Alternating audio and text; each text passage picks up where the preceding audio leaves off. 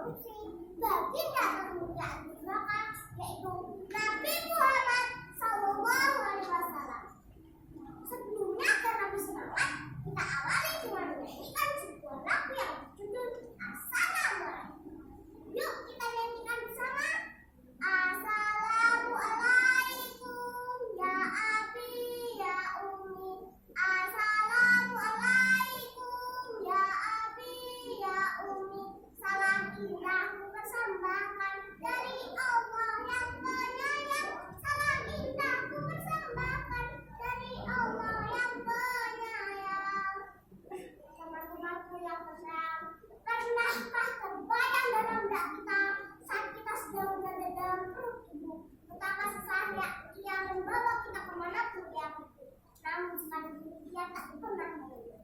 Pernahkah terbayang dalam benak kita ayah atau bapak setiap hari bekerja tanpa lelah, mencari uang mati-matian hanya untuk membiayai hidup kita agar kita bisa makan dan sekolah keluar.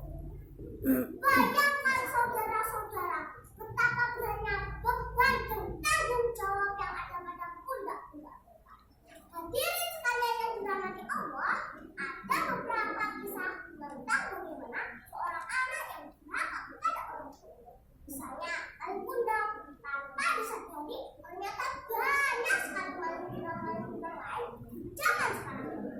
Seperti anak yang menuntut ibunya uang miliar-miliar, anak yang menuntut ibunya sampai ke penjara, anak yang tega membunuh ibunya.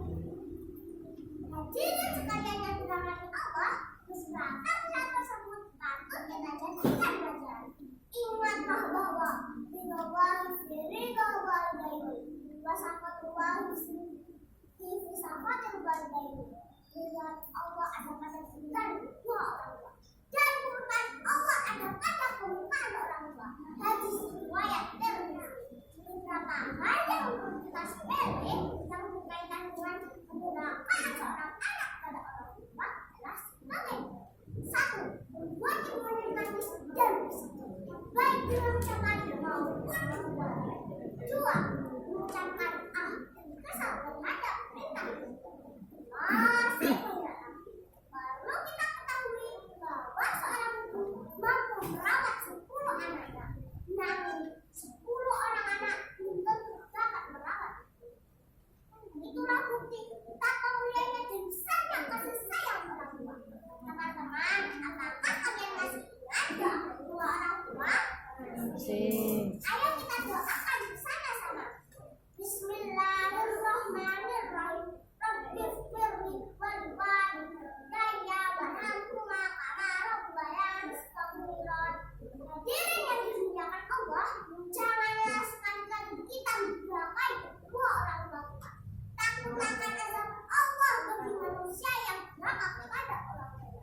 Semoga kita yang ada di sini mendapat petunjuk dari Allah dan diberikan kemudahan dalam melaksanakan bakti kepada orang tua. Amin. Sebelum saya tutup, ada sebuah pantun. Teman-teman, setuju?